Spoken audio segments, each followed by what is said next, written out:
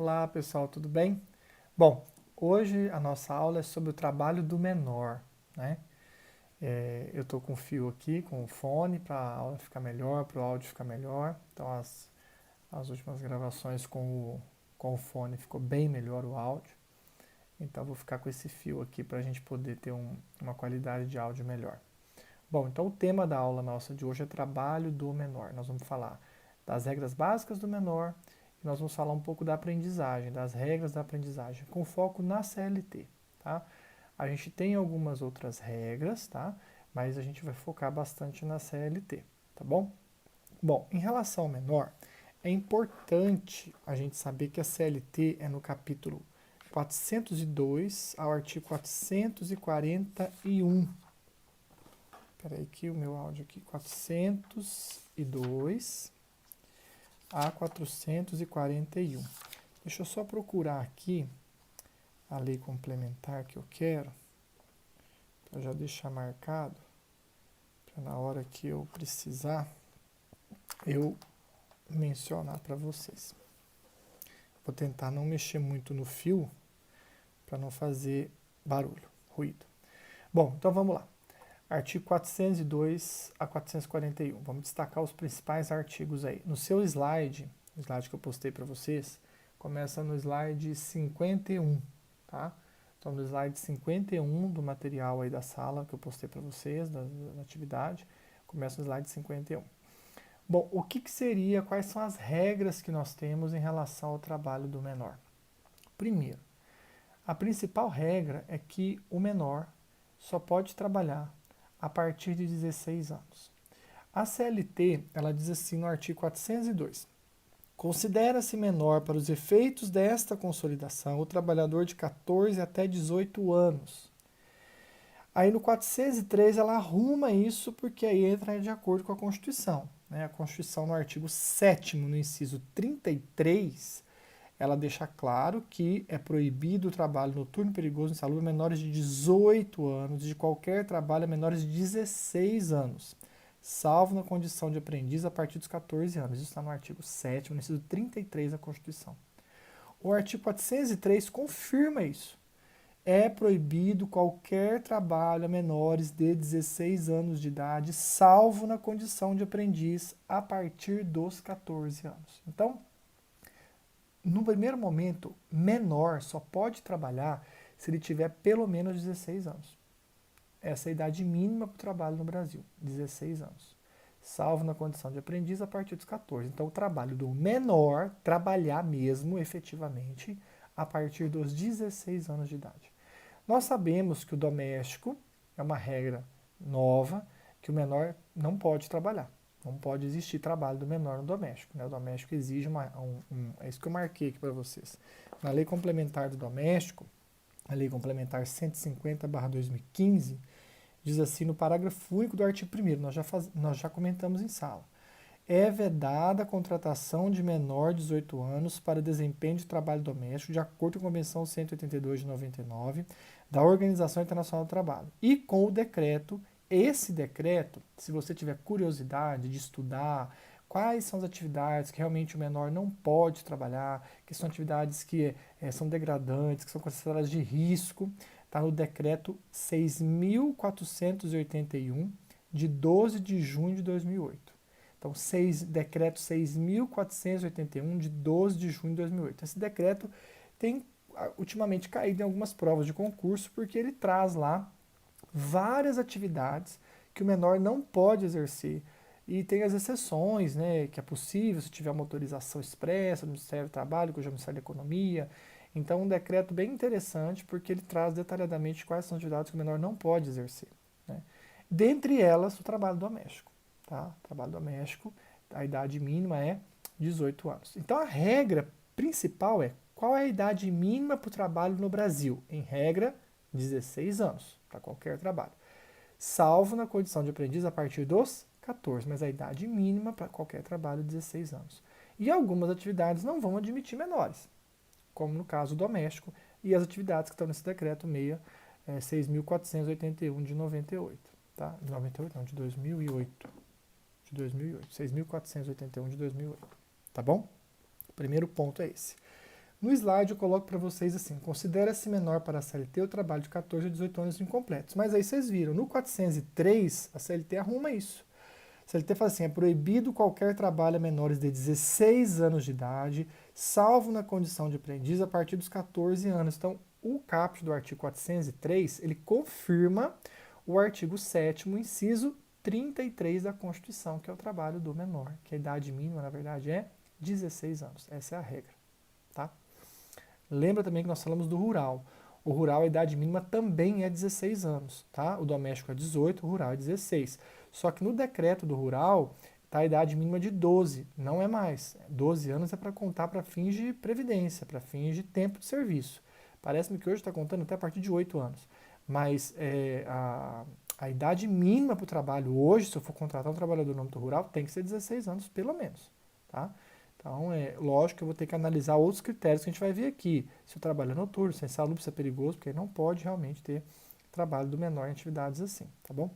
Então, a regra base de idade do menor é o artigo 403, caput, da CLT, e o artigo 7º, inciso 33 da Constituição. E cuidado com esse decreto 6.481 de 2008, porque ele vai trazer um monte de atividade que o menor não pode exercer, dentre elas o doméstico, ok? Bom, aí eu coloco aqui para vocês os slides. Ler artigos 404, 405, 406. Lógico que eu não vou ler, né? Para não ficar maçante. Mas eu quero chamar a atenção. Eu vou ler alguns trechos, mas eu quero chamar a atenção. O artigo 404, se você acompanhar aí na CLT, tá, é bom sempre você ter a CLT, baixar isso, se você está na internet, olhar no Google, mas eu vou, na medida do possível, lendo ou destacando para você. O artigo 404, ele quer dizer que o trabalho do menor não pode ser realizado à noite. Então ele diz assim, ó, ao menor de 18 anos é vedado o trabalho noturno. Não quero bater aqui.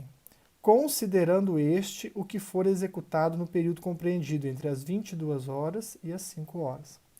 Então veja, no âmbito urbano, das 22 às 5 é o trabalho noturno. A gente não pode esquecer que no âmbito rural, na lavoura das 21 às 5 e na pecuária das 20 às 4. Então, em regra, menor não pode trabalhar à noite. Não pode ter trabalho noturno para o menor. Isso é uma regra muito cobrada em prova, tá? O artigo 405, a preocupação dele é com a moralidade do menor, ou seja, quando o menor for prestar o serviço, enquanto menor, como é que vai ficar, o que tipo de serviço realmente ele pode fazer. Então a CLT, apesar dessas regras aqui serem um pouquinho antigas, elas tratam, elas demonstram o que a magistratura hoje está analisando, o que o Ministério Público do Trabalho defende, né?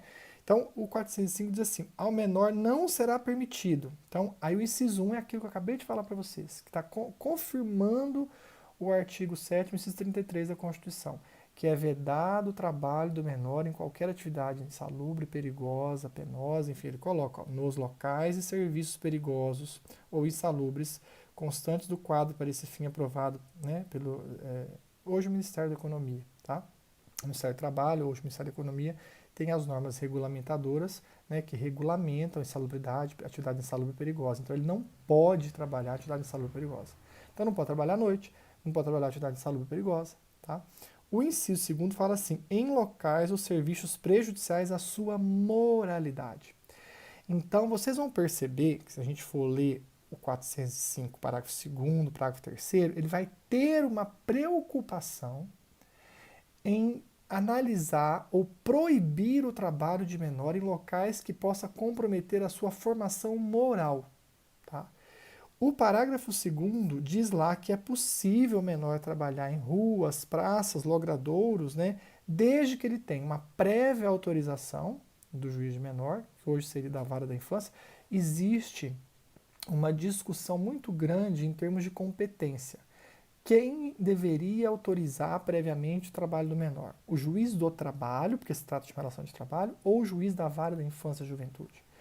Isso é uma briga grande travada nos tribunais. Nós já tivemos indas e vindas, vez que foi o seu trabalho, e agora, salvo engano, o último posicionamento foi do ministro Marco Aurélio numa liminar do Supremo, falando que é o juiz da vara da infância e juventude. Então tem uma discussão grande judicialmente se quem deveria dar essa autorização seria o juiz do trabalho ou realmente o juiz da vara da infância e juventude.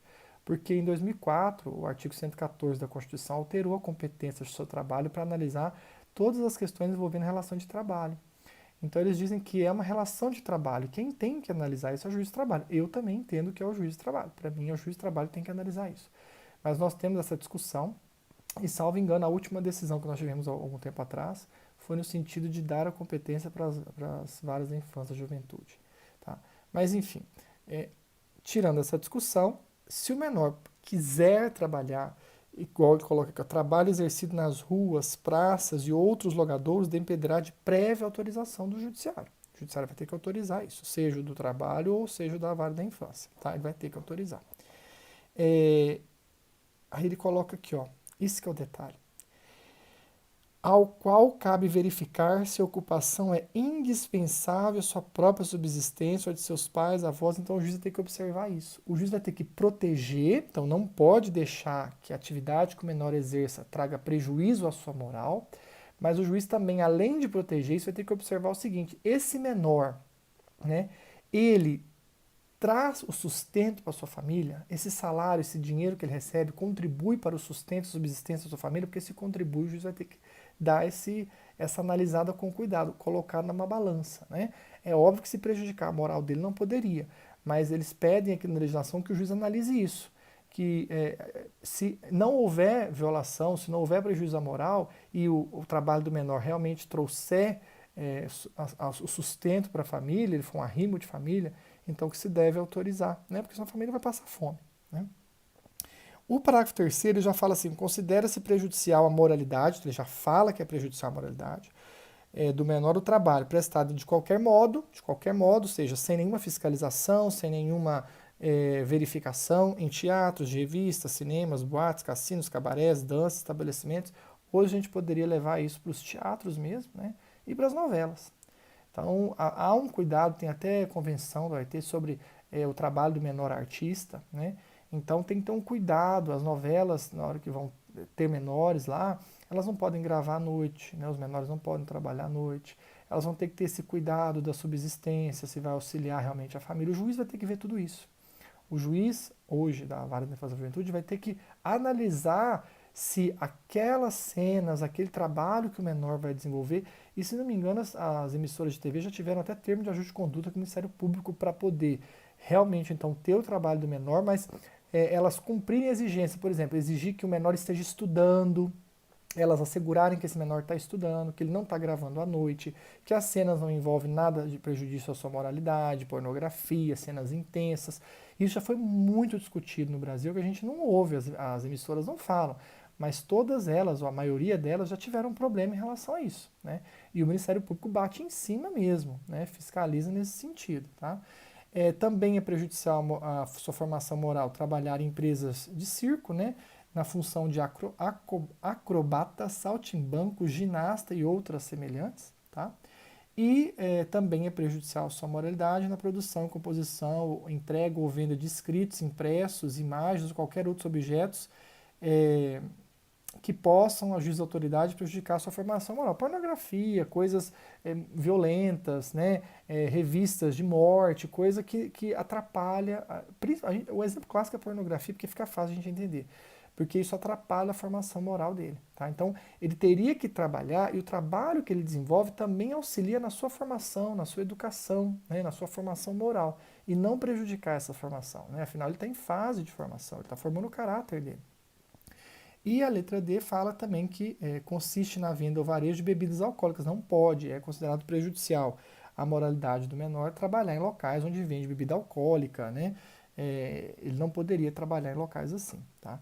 Isso é o 405, parágrafo 3º. O parágrafo 4º diz que nas localidades em que existe oficialmente instituições destinadas ao amparo dos menores jornaleiros, menores jornaleiros são aqueles menores, então, que vão vender os jornais, que vão entregar os jornais.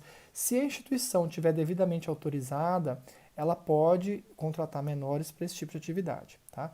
E o parágrafo 5º fala que se aplica ao menor disposto no artigo 390. O artigo 390 fala do peso. Nós falamos do trabalho da mulher, acredito que todas as turmas já tiveram o trabalho da mulher, e eu deixei claro para vocês que a mulher pode carregar no máximo 25 quilos para trabalhos 20 quilos para trabalhos contínuos e 25 quilos para trabalhos descontínuos. É o que está no artigo 390 da CLT.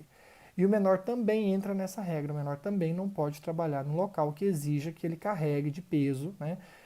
Se for contínuo, mais que 20 quilos, e se for descontínuo, mais que 25 quilos. Então ele entra nessa regra também. Tá? E o 406 traz exceções. O 406 fala assim que é possível sim o menor trabalhar num circo, o menor trabalhar num teatro, numa novela, né?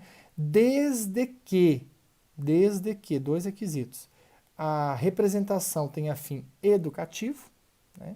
Então essas novelas que são voltadas para criança, né, tenha fim educativo e não tenha prejuízo à sua formação moral, né?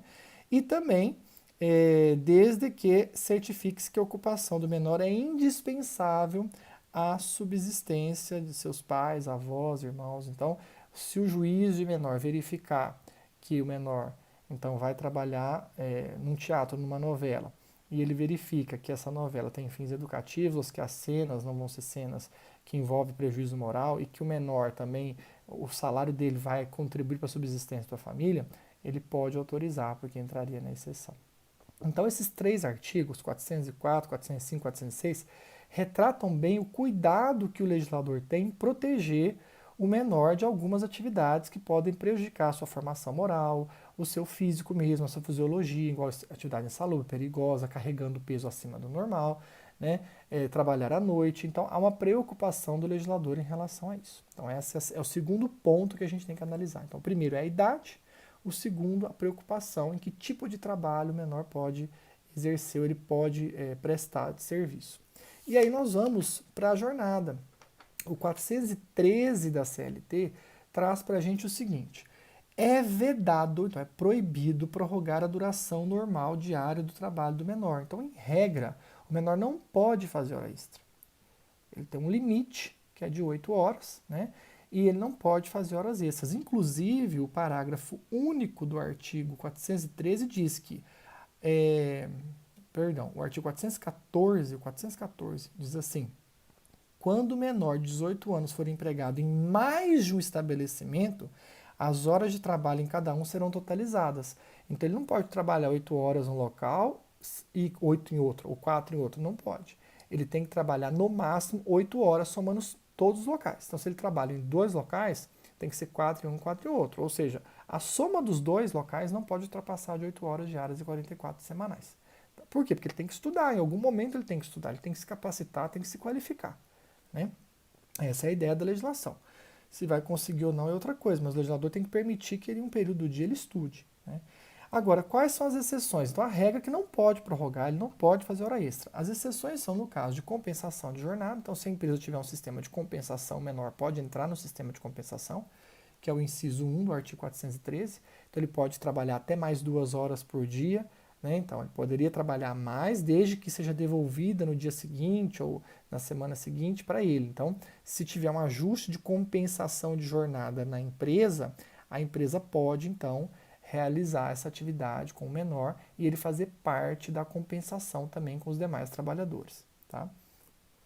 E a outra exceção no caso de força maior.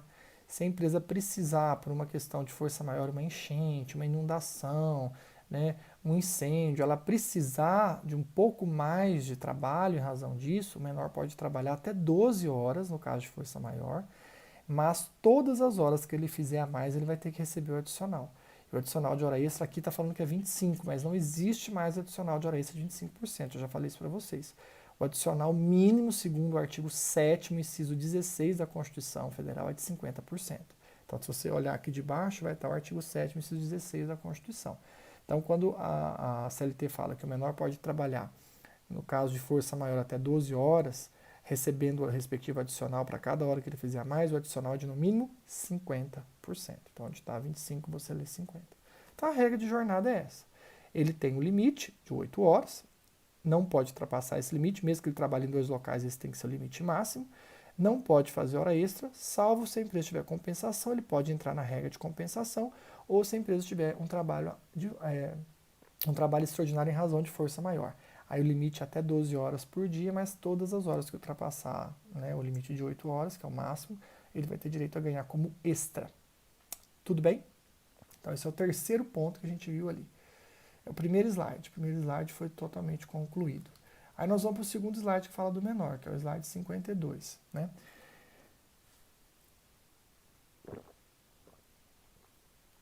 Esse slide 52, ele fala de dois pontos, dois direitos. É o artigo 439 e 430. Primeiro, o menor precisa de uma autorização do responsável na hora da admissão. A CLT não exige na admissão. Todas as empresas pegam por precaução, né? Na prática é comum pegar a autorização do pai, da mãe, do responsável, mas a CLT não exige a autorização do responsável na admissão. A CLT exige o seguinte, que na demissão, na hora que a empresa for pagar as verbas decisórias para o menor, no termo de rescisão tem que ter a assinatura do responsável e do menor. O menor só pode dar recibo de salário. Então, durante o contrato de trabalho, se o menor tiver que receber o salário e assinar o olerite, assinar o recibo, ele pode, vale. Então, a assinatura do menor no olerite vale. Só. Na rescisão, tem que haver a presença do responsável legal. Não pode, no momento da rescisão, o menor assinar sozinho. Então, é isso que está no artigo 439 da CLT. Artigo 439 diz lá: é lícito ao menor firmar recibo pelo pagamento dos salários, tratando-se, porém, de rescisão do contrato, é vedado ao menor de 18 anos dar, sem assistência do seu responsável legal, quitação ao empregador pelo recebimento de indenização que lhe for devida. Então, neste caso, tem que ter na rescisão a assinatura do responsável. Na admissão, apesar de na prática ter, a lei não exige. Tá? E durante o contrato, o menor pode assinar recibo. O 440, ele fala da prescrição. Ele é muito simples, ele fala assim, ó, contra os menores de 18 anos não corre prazo de prescrição. O que ele quer dizer isso? Nós temos duas regrinhas de prescrição básicas. Quando o empregado é mandado embora, ele tem 2 anos da extinção do contrato para entrar na justiça. Então, passou 2 anos, acabou, ele não consegue mais reclamar, prescreveu. Prescrição total, 2 anos da extinção. E se ele reclamar dentro dos 2 anos, ele só consegue buscar os últimos 5 anos do ajuizamento. Então, quer dizer, se ele acabou de ser mandado embora agora e entrou na justiça, ele pega os últimos 5 anos, porque ele vai voltar a 5 anos do ajuizamento. Ele entrou rápido, ele pega os últimos 5 anos. Se ele demorar 1 ano para entrar na justiça, porque ele tem 2, vai voltar a 5 anos da data que ele entrou na justiça. Então, ele vai perder esse 1 ano que ele demorou, então ele vai conseguir só os últimos 4 trabalhados. Se ele demorar os 2 anos para entrar na justiça, ele vai pegar, na verdade, só os últimos 3 trabalhados, porque quando ele entra na justiça, aí que começa, aí que volta os 5 anos de prescrição. Os 5 anos é do ajuizamento. Não volta 5 anos da extinção, ele tem 2 anos para entrar na justiça, e quando ele entra na justiça, quando ele ajuiza a ação, dessa data que ele ajuizou, volta 5 anos. Ele tem direito a reclamar os últimos 5 do ajuizamento. Então, quanto mais tempo ele demorar, pior para ele, porque ele vai perdendo direitos. Imagina um cara que trabalhou 6 anos numa empresa. Se ele é mandado embora e entrar na justiça, ele só vai buscar os últimos 5 mesmo. 1 ele já perdeu. Agora, se ele demorar 2, ele vai voltar 5 do ajuizamento, ele só pega os 3 trabalhados, os 3 últimos trabalhados. Ele perde mais 3, ele perde os outros 3 anteriores, porque são 6 anos. Então, 6 anos. Se eu volto aqui no começo, eu busco 5, quer dizer, esse último que eu perdi, que é o 6º. Se eu demoro 2 anos, então volta 5, 2 mais 3, eu perdi esses 3 anteriores. Então, o menor, essa prescrição de 2 anos, só começa a contar quando ele completar a maioridade. Então, se o menor, por exemplo, eu contrato um menor lá de 14 anos, não poderia, porque só pode ser com aprendiz, eu contrato um menor lá de 14 anos, e ele vai trabalhar para mim. Aí, com 17 anos, eu mando ele embora. Vai começar a contar a prescrição quando ele completar 18. Então, ele vai ter 3 anos para entrar na justiça. Porque dos 17 aos 18 não ocorre a prescrição. Só ocorre a prescrição dos 18 em diante. Então, ele vai ter até os 20 para entrar. Então, ele vai ganhar 1 ano aí. Por quê? Porque esse artigo fala que a prescrição não corre para o menor. Qual que é o problema? O problema é a quinquenal. Vou imaginar que ele... Vou dar um exemplo aqui, que eu coloquei para vocês. Ele tem 15 anos. Então, olha aqui, vê se está... Vocês vão entender. Ele tem 15 anos e é admitido com 15 anos. Está errado, já está errado, a empresa já fez errado, porque ela tinha que contratá-lo de 16 para frente, se ela contratou com 15, tá? Mandou ele embora com 21. Então ele, aqui, quando ele já é mandado embora, ele já é maior. Então ele tem, vamos ver, fica mais perto aí, Ele tinha 15 quando ele entrou, 21 quando ele foi demitido. Veja, ele tem até os 23 para entrar na justiça, porque aqui ele já é maior quando ele foi mandado embora, 21, então os 2 anos vai correr imediatamente, assim que ele é mandado embora, né? Então ele tem 2 anos, tem até os 23. Se ele espera os 23, quando volta, ó, não volta 5 anos do ajuizamento? Vai voltar a 5 anos, ele vai ter 18, tá vendo? Ele já era maior. Quando eu volto 5 anos, ele já era maior. Então esse período aqui todo ele perdeu. Dos 15 aos 18, ele perdeu. Por quê? Porque quando ele demorou para reclamar, dos 21, ele tinha até os 23, ele esperou dar os 2 anos para entrar na justiça. Quando entra na justiça, volta 5. 5 anos do ajuizamento é daqui, ó, volta 5 daqui. Ele só pode reclamar os últimos 5 do ajuizamento. Quando eu volto 5, essa data quinquenal aqui, ó, cai lá atrás, volta 5 anos. Quantos anos ele tem? Ele tinha 18. Então, ele só consegue esses 5 mesmo, ele perde tudo isso aqui. Agora, olha aqui se ele reclamasse mais rápido. Eu fiz um outro esquema, olha aqui. Ele tinha 15, foi mandado embora com 21. Mesma coisa. 15 e foi mandado embora com 21. Só que ele não esperou entrar com 23, ele entrou com 22. Quando volta 5, ele é o quê? Menor. Então ele consegue pegar tudo. Porque quando volta 5 ele é menor, então ele não correu essa prescrição aqui. Então se não correu essa prescrição aqui, porque quando voltou 5 anos ele era menor, ele consegue dos 15 aos 21, ele consegue tudo. Essa regra não é pacífica, tá? É divergente, mas tem sido aplicado nesse sentido. Quando volta 5 anos e ele é maior, ele perde, né? Volta 5 anos, ele é maior, ele perde tudo. Então ele só consegue dos 18 aos 21. Então vocês viram que ele perdeu 2 anos aí, ele só consegue 18 a 21. Agora, se ele entra logo na justiça, olha aqui, se ele entrou com 22, voltou 5, ele é menor, então aí ele ganha todo esse período aqui, ele ganha tudo. Tá? Então eu vou mostrar de novo. Se ele fizer esse esqueminha, demorou demais, Inês é morta, perdeu.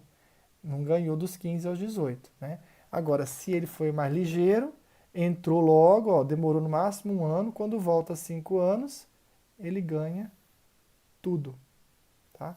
Então, essa regra de prescrição quinquenal é bem divergente, não cai muito nas provas não, porque o pessoal discute bastante, mas esse é o entendimento majoritário. O que é bastante cobrado nas provas, que a gente dá para vocês, em sala, ou na OAB, em concurso, é a prescrição bienal. É aquela que você só começa a contar os 2 anos quando ele completa a maioridade. Espero que tenha ficado claro. Qualquer coisa vocês mandem as dúvidas por WhatsApp, tá? Então eu vou tentar mandar a foto, quem estiver assistindo, me lembra, eu mando a foto dessa tabelinha para vocês no WhatsApp, tá? Essa regrinha aqui. Então isso aqui é o trabalho do menor, tá? Os destaques principais do menor. Tudo bem? Então menor, o que eu teria para falar para vocês é isso. Agora, eu preciso falar da aprendizagem. Eu preciso falar para vocês da aprendizagem. A aprendizagem não demora não, tá? A aprendizagem eu preciso destacar alguns pontos para vocês. Então, a regra de aprendizagem também está na CLT dentro do capítulo do menor. Está no artigo 424, eu coloquei no slide aí 428, mas começa no artigo 424 e vai até o artigo 438. Não, 33. 433, não tá certo. Eu coloquei 428 a 433. É 424 a 433. É que o 428 é o artigo mais cobrado, mais importante, que traz a regra mesmo da aprendizagem. A aprendizagem, o 428 fala assim, ó, contrato de aprendizagem é um contrato de trabalho especial, então contrato especial, ajustado por escrito, tem que ser feito por escrito, por prazo determinado. Vocês vão ver que o prazo ele é de 2 anos. E não pode ser prorrogado, só pode ser prorrogado se o aprendiz for portador de deficiência. Então, o contrato de aprendizagem é um contrato especial ajustado por escrito, por prazo determinado, em que o empregador se compromete a assegurar ao maior de 14, então o cara já tem que ter 14 completos, né? E menor de 24, então existe uma idade mínima e máxima para ser aprendiz, 14 a 24 anos. Essa é a idade da aprendizagem. Só tem uma pessoa que pode ser aprendiz com mais de 24 anos, que é o portador de deficiência, a única exceção. O portador de deficiência é uma exceção tanto para o contrato poder prorrogar por mais de 2 anos, fazer um novo contrato, ou para ser contratado com mais de 24 anos. Então, o portador de deficiência tem essa opção, ele faz parte de uma exceção. Tá? A regra é contrato de 2 anos por escrito, no máximo 2 anos por escrito, com aprendiz de 14 a 24 anos. 14 a 24. Tá? Então, se é acima de 24, você não pode ser aprendiz mais. Maior de 24 anos, inscrito em programa de aprendizagem de formação técnico-profissional metódica, então ele tem que estar inscrito ou no Sistema S, que é o Sistema Nacional de Formação, né, de profissionalizantes, de profissional, a gente chama de Sistema Nacional de Aprendizagem, Sistema S, ou pode estar em algumas escolas técnicas também é possível. A gente vai ver aqui, CIEE, né, o CIEE, Centro de Formação Educacional, e as escolas nacionais de aprendizagem. Então, em regra, ele tem que estar matriculado numa escola dessa. Tá? Se ele tiver... o que ele coloca aqui? Ó, inscrito em programa de aprendizagem, formação técnica compatível com o seu desenvolvimento físico, moral, psicológico e o aprendiz a executar com zelo, diligência e tarefas necessárias dessa formação. Então, o contrato de aprendizagem é um contrato especial por prazo determinado, realizado como aprendiz de 14 a 24 anos, que tem que estar matriculado, inscrito num programa de aprendizagem e formação metódica. E o contrato vai ser entre o aprendiz, o sistema de aprendizagem, o SESI, SESC, SENAI, o CIE, né? E quem está contratando. Quem está contratando, né, é o que vai anotar a carteira, porque o aprendiz ele é empregado. É isso que a gente tem que entender, porque a grande diferença do aprendiz com o estagiário é que o estagiário não é empregado. Eu já comentei o estagiário com vocês em sala. O estagiário não é empregado. Tá? O estagiário tem uma lei própria, uma lei que regulamenta a relação de estágio. Ele não tem direitos trabalhistas. O aprendiz tem. O aprendiz é empregado. Então, o parágrafo 1º diz assim, no 428, a validade do contrato de aprendizagem pressupõe anotação na carteira. Então, o estagiário não tem anotação na carteira, o aprendiz tem anotação na carteira. Tá? Então, pressupõe anotação na carteira, né? E caso não haja concluído o ensino médio, tá? Matrícula e frequência, desculpa, então o aprendiz tem que ter esse contrato e além desse contrato tem que ter anotação na carteira, por quem vai contratá-lo, matrícula e frequência do aprendiz na escola, caso não haja concluído o ensino médio, e aí se ele não concluir o ensino médio ele tem que estar estudando, além de estar fazendo o curso lá, profissionalizante, ele tem que estar estudando, né? E inscrição, né, em programa de aprendizagem e desenvolvimento sob orientação de entidade qualificada em formação técnica e profissional metódica. Então, se ele não concluir o ensino médio, ele tem que, além de estar estudando, ele tem que estar inscrito num curso de qualificação. Então, ele está fazendo lá um curso no Sistema S, no SESI, no SENAI, no CIE, mas se ele não concluir o ensino médio, ele tem que estar estudando para concluir o ensino médio, tem que ter matrícula e frequência na escola. Tá? Se ele já concluiu o ensino médio, ele não precisa, basta ele estar vinculado, inscrito no Sistema S ou no CIE, numa escola técnica, né? E aí que está habilitado a fornecer aprendiz, aí basta ele estar vinculado nessa escola que ele já consegue o contrato de aprendizagem com uma empresa. Agora, se ele não concluir o ensino médio, além de ele estar vinculado a uma instituição dessa, uma escola técnica ou Sistema S, né? Ele também tem que estar matriculado na escola normal, porque ele não terminou o ensino médio, tá? E tem que ter anotação na carteira, porque ele é empregado. E ele vai ter todos os direitos trabalhistas de um empregado. Ele vai ter 13º, ele vai ter férias, né? Aqui a gente vai analisar alguns direitos que são diferentes. Então, assim, ele tem direito ao salário mínimo, tá? Só que ele tem direito ao salário mínimo, ou salário mínimo hora, né? No caso, o limite de jornada dele está no artigo 432. Diz assim: a duração do trabalho do aprendiz não excederá de 6 horas diárias, sendo vedadas a prorrogação e a compensação de jornada. Então, quer dizer, ele não pode trabalhar mais que 6 horas diárias. Tá?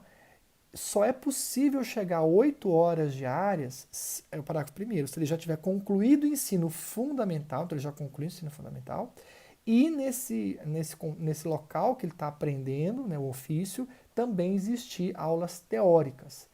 Aí, se tiver aprendizagem teórica, ele já tiver concluído o ensino fundamental, ele pode trabalhar até 8 horas. Se não, o limite é 6 horas e não pode ter hora extra. É diferente do menor. Lembra que o menor ele tem duas exceções que pode prorrogar, quando é compensação e quando é força maior. O aprendiz não tem nenhuma exceção. O aprendiz, a única situação excepcional é se ele já concluiu o ensino fundamental e tem aprendizagem teórica. Não sendo essa situação, o limite dele é 6 horas. Tá? E ele vai ganhar o salário mínimo hora. Para cada hora, ele vai ganhar o equivalente a uma hora do salário mínimo. Se não tiver nenhum piso da categoria, o mínimo para cada hora dele é o salário mínimo hora. Onde está isso? No parágrafo 2º do 428. Ao aprendiz, salvo condição mais favorável, será garantido o salário mínimo hora. O parágrafo 3º vai falar para vocês do prazo, que eu já comentei, que é de 2 anos, exceto portador de deficiência. Né? O parágrafo 5º vai falar da idade, a idade máxima é 24 anos, com exceção dos portadores de deficiência. Tá? Então, basicamente, esses artigos, tá? O 428 tem esses destaques que eu coloquei para vocês. Tá? Então, no primeiro slide aí, eu acredito que eu tenho destacado bem. Coloquei um decreto para vocês, um decreto relativamente novo, o decreto que regulamenta a aprendizagem, está em vermelho no slide, o decreto 9.579 de 2018. Ele detalha melhor, ele fala melhor do sistema S, ele detalha melhor as regras de aprendizagem. Então, quando você for consultado na prática, estiver analisando a aprendizagem, você precisa analisar esse decreto, tá? Esse decreto é um complemento, ele esclarece as regras de aprendizagem, então é extremamente importante para o aprendiz. Não só esses artigos, mas esse decreto também, tá? Ele é mais esclarecedor. Então, o primeiro slide tá ok, abordado com vocês, tá? O segundo slide, ele fala, o segundo slide que eu digo é o slide 54, tá? O segundo slide do aprendiz. Ele fala que o aprendiz, então, tem o direito ao salário mínimo hora, né? O FGTS é de 2%, tá na Lei 8.036 de 90, a lei do FGTS, a gente sabe que a regra do FAGETS, né? Então, o aprendiz, na hora que for liberar o FAGETS dele, é 2%. O rural, o urbano, o empregado normal é 8%. O empregador tem que depositar todo mês 8% do salário, da remuneração. O aprendiz é 2%, tá bom? A jornada de trabalho eu já comentei com vocês, do artigo 438, tomar cuidado com o parágrafo 1º, que diz que se ele terminou o ensino fundamental e está tendo aprendizagem teórica, pode chegar a 8 horas, porque o limite é 6, né? Não pode ter hora extra, tá? E existe as formas de extinguir o contrato, que é o artigo 433. 433 diz assim, ó, o contrato de aprendizagem extinguir-se-á no seu termo, então extinguir-se no tempo, quando tiver a previsão para acabar, ou quando o aprendiz completar 24 anos. Então o limite dele é 2 anos. Então, ou vai extinguir no prazo de 2 anos, eu posso fazer por 1 ano? Posso, o limite é 2 anos. Então, ou extingue nos 2 anos, ou se ele completar 24 anos antes, extingue quando ele completar 24 anos, porque ele não pode ter mais de 24 anos no contrato de aprendizagem. Tá?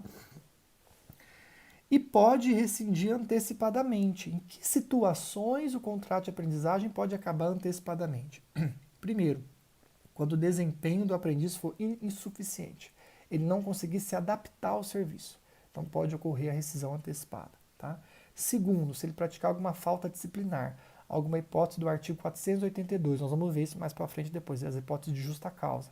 Por exemplo, ele ficar faltando, não justificar, né? For desidioso nesse caso, deside é isso, falta, dormir no serviço, enfim, né? Ele foi insubordinado, indisciplinado, abandonar o emprego, enfim. Se ele praticar qualquer falta, furtar, né? Roubar a empresa, roubar não porque é força, mas furto. Então, se ele praticar qualquer hipótese do 482 da CLT, é falta grave e aí pode rescindir antecipadamente com ele o contrato.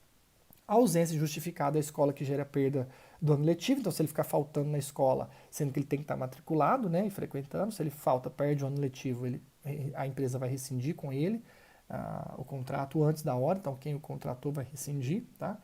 E ele pode pedir a rescisão antecipada. Então nessas 4 situações que eu passei para vocês, é possível a rescisão antecipada. Justa causa, né, a pedido dele, falta disciplinar e desempenho insuficiente. Tá?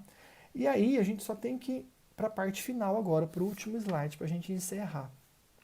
Eu quero chamar a atenção para vocês o seguinte, que o artigo 429 diz que os estabelecimentos têm que ter pelo menos 5% e no máximo 15% da quantidade de empregados que exige uma profissão. Então assim, eu tenho lá 1.000 empregados na minha empresa, né? 800 empregados exigem aquelas profissões, aquelas funções desses 800 empregados, exigem formação profissional, exigem qualificação. Então eu pego esses 800, eu tenho que ter desses 800 de 5 a 15% de aprendiz. Então eu tenho que pegar o que está aqui, ó. Os estabelecimentos de qualquer natureza são obrigados a empregar e matricular nos cursos de Serviço Nacional de Aprendizagem número de aprendizes equivalente a 5 no mínimo e 15% no máximo dos trabalhadores existentes em cada estabelecimento, cujas funções demandam formação profissional. Tá? E aí, tem que ter. Quem não precisa respeitar isso? Ele coloca aqui: o limite fixado nesse artigo não se aplica quando o empregador for entidade sem fins lucrativos, não se aplica, né? Então, que tenha por objetivo a educação profissional. E também eu coloquei para vocês ali, ó, a Lei Complementar 123 de 2006, o artigo 51, está no slide de vocês, artigo 51, inciso 3º, dessa Lei Complementar 123/2006, ela diz que micro e pequenas empresas, né, empresas de pequeno porte, microempresas e empresas de pequeno porte, não precisa ter também aprendiz. Ela não precisa contratar aprendiz. Tá? Então aí seria uma exceção a esse 429, as microempresas e as empresas de pequeno porte. Tá? Os estabelecimentos podem reservar 10% das vagas de aprendiz para formação profissional nas áreas de prática desportiva, então eu posso destinar 10% para prática de esporte, né? Então eu posso fazer um convênio com uma escola de futebol, ao invés de eles trabalharem dentro da minha empresa, eles podem treinar o futebol, treinar o vôlei, enfim, um esporte, tá? Então é possível fazer isso, destinar 10% desses aprendizes para essa formação de esporte desportivo, tá? Isso é um detalhe do artigo 429, parágrafo 1º-B, que eu coloquei para vocês no slide. Então, essa possibilidade de você destinar um percentual para a prática desportiva. E o 430 traz para a gente o quê? Que tem 3 entidades que podem auxiliar na formação do aprendiz, que podem treinar esse aprendiz para as empresas, que são escolas técnicas, entidades sem fins lucrativos, né, que têm assistência ao adolescente, ao menor, né, a criança e adolescente, e entidade de prática desportiva. Então, o que acontece? É possível que eu tenha uma empresa, na minha empresa eu preciso ter a cota de aprendiz, que eu não consigo ter, né, e eu não consigo preencher porque a atividade desenvolvida pela minha empresa, a atividade que o aprendiz não pode fazer, é muito perigosa, alguma coisa nesse sentido. Eu não tenho estrutura para comportar o aprendiz. Então eu posso fazer um convênio, tá? Um convênio com alguma empresa, tá? E essa empresa, no caso, que tipo de empresa? Com uma escola técnica, com uma entidade sem fins lucrativos ou com uma entidade de prática desportiva. A ideia é que essas 3 escolas técnicas, entidades sem fins lucrativos e entidade de prática desportiva possam auxiliar na contratação desse aprendiz. Então, o 431 permite que eu possa, então, como empresário, fazer uma parceria com uma instituição filantrópica, com uma faculdade. A Unifil tem Unifil Aprendiz, né? Ou com o clube de futebol, e aí eu contrato o aprendiz, né? Quem na verdade vai contratar é o clube ou a instituição, e eu vou custear esse aprendiz. Eu vou custear esse aprendiz porque eu preciso ter a cota, mas eu não consigo desenvolver na minha empresa. Então eu vou ter que preencher de alguma maneira. Então eu vou para uma empresa conveniada, eu vou para uma empresa ou uma instituição filantrópica, uma entidade sem fins lucrativos, ou um clube de futebol, uma instituição desportiva, e vou fazer um convênio com ela e vou falar, olha, eu não consigo ter aprendiz aqui, eu preciso ter tantos aprendizes, eu vou custear esse aprendiz e você vai treiná-los e vai dar um ofício para eles, para mim. Então existe essa parceria entre as empresas e entidades sem fins lucrativos, escolas técnicas e até mesmo clubes, né, entidades de prática desportiva, onde é possível, segundo o artigo 431, especialmente as entidades sem fins lucrativos e as entidades desportivas, de práticas esportivas, elas podem então desenvolver dentro delas a atividade do aprendiz. Então, eu, empresário, faço um convênio com essa entidade sem fins lucrativos ou com esse clube, né, com essa entidade desportiva, e ela vai contratar para mim o aprendiz, eu vou custear esse aprendiz e ela vai então dar o ofício para ele, ensiná-lo profissionalmente, coisa que eu não tenho condições de fazer dentro da minha empresa. Então isso explica o artigo 431 e não vai existir vínculo aí com a entidade, porque na verdade eu estou contratando, eu vou ter que anotar na carteira, eu vou ter que custear esse aprendiz. E essa empresa tá intermediando isso, está me fazendo um favor, eu estou fazendo um convênio com ela, né? Então, o 431 permite essa possibilidade de convênio e retira o vínculo de emprego com essas entidades, né? A interpretação é nesse sentido. Então veja, o que nós tínhamos para falar de menor, de aprendiz, era isso, tá? Destacar que a aprendizagem tem essa relação que envolve três pessoas, muito parecida com o estágio, mas o aprendiz ele é empregado, ele vai ser empregado de alguém, porque mesmo que eu sou uma empresa que faça um convênio com um clube de futebol para ele treinar o pessoal, ou com a Unifil lá para treinar, dar o ofício, né, a qualificação profissional, eu, empregador, tenho que registrar esse aprendiz, eu tenho que custear esse aprendiz, eu tenho que pagar esse aprendiz, porque eu tenho que preencher a minha cota, tá? Então existe essa distinção. E a gente precisa também saber o seguinte, que existe cotas, dependendo de algumas empresas, elas têm que ter cotas para portador de deficiência. Então elas têm que ter a cota do aprendiz e dependendo da quantidade de empregados que ela tem, acima acho que de 100 ou 200 empregados, ela tem que ter também a cota do portador de deficiência. Se eu tenho um aprendiz que tem deficiência, ele não pode entrar nas duas cotas. Ele vai ser aprendiz. Aí eu vou ter que arrumar outro portador de deficiência para entrar na cota do portador de deficiência. Então eu não posso usar o aprendiz que é portador de deficiência e colocá-lo na cota de portador e de aprendiz. Isso não pode, tá? Isso está na Lei 8.213 também de 91. Ela proíbe essa situação, tá bom? Eu coloquei para vocês aí 3 perguntas, tá? Para a gente arrematar aí, 3 perguntas. Eu queria que vocês depois, com cuidado, lessem as questões, tá? Mas a questão 1, ela traz ali, um auditor fiscal do trabalho verificou que uma empresa de grande porte não cumpria os percentuais mínimos de empregados com deficiência de aprendiz. Então é essa a questão aí. Razão pela qual aplicou-se a penalidade administrativa. A empresa não se conformou com a aplicação da multa, afirmando que buscou pessoas com deficiência para que viessem integrar o seu quadro de empregados, mas não encontrou pessoas minimamente qualificadas para tal fim. Isso acontece na prática, eu buscar a portador de deficiência e não ter portador qualificado. Em relação aos aprendizes, sustentou que possui poucas funções que demandam informação profissional. De acordo com as regras constitucionais legais vigentes, como advogado da empresa, responda aos itens a seguir. Caso a empresa contratasse um aprendiz com deficiência, seria possível computar esse aprendiz na cota de deficientes? Não. Não poderia. Está na Lei 8.213 de 91. Tá? Ela não poderia usar o aprendiz na cota do portador de deficiência. Então é isso que eu queria chamar atenção para vocês, né? Que isso aqui não é possível. Foi uma pergunta de OAB.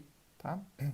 A questão 2, ela fala que Marcília e Jonas foram contratados como aprendizes de marceneiro na sociedade empresária, pelo período de 2 anos, sendo cumpridas todas as formalidades legais. Ambos revelaram bom desempenho nas tarefas e aprenderam a técnica necessária para serem futuros marceneiros. Porém, por diversas vezes e de forma injustificada, Jonas não compareceu à escola e, em função disso, acabou reprovado. Então, Jonas, eu posso ter a rescisão com ele antecipada, que é o artigo 433. Você vai olhar ali, eu acho que é o inciso 4º ali, né, terceiro, do 433, eu posso com ele rescindir justificadamente, rescindir antecipadamente. Por quê? Porque ele perdeu o ano letivo. Tá? Já Marcília, nos 30 dias anteriores ao término do seu contrato, engravidou e deu ciência disso ao empregador. Então, quer dizer, ela é um contrato de aprendizagem, um contrato por prazo determinado, e é possível, nesse caso, ela adquirir estabilidade gestante, tá? Ela não pode ser mandada embora. Então, a letra A pergunta, ao término do contrato de aprendizagem, Marcília poderá ser afastada? Não, ela vai ser estável. Porque por mais que é um contrato de prazo determinado, ela tem estabilidade, tá? Ela não pode ser afastada. É a súmula 244, item 3 do TST. Tá? Inciso 3º do TST. Súmula 244, inciso 3º do TST. O objetivo aqui é só saber as respostas, né? Preocupar com a fundamentação legal. Quero mostrar para vocês que caem. Como repercute no contrato de Jonas a perda do ano letivo? Pode rescindir antecipadamente com ele, o artigo 433, inciso 3º da CLT. Tá? Então, só para mostrar para vocês que esse tema cai com frequência.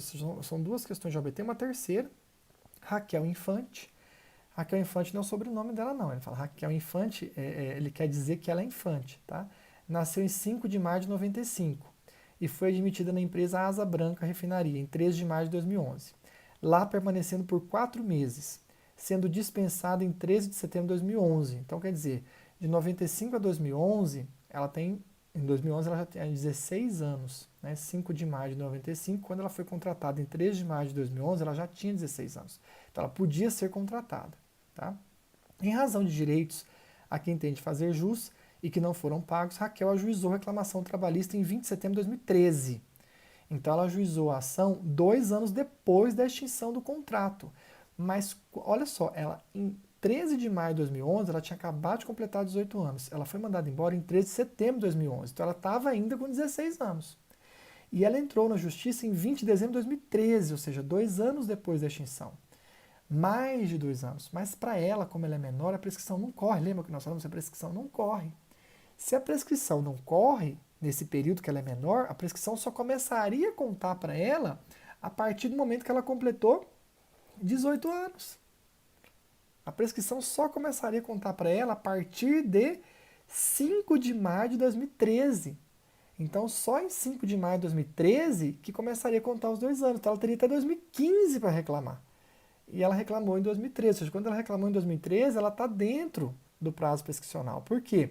Porque por mais que passou os 2 anos da extinção, essa pegadinha da prova, quem não percebe aqui que ela é menor, vai falar, está prescrito, porque se terminou em 13 de setembro de 2011, 13 de setembro de 2013 acabou com a prescrição, já encerrou.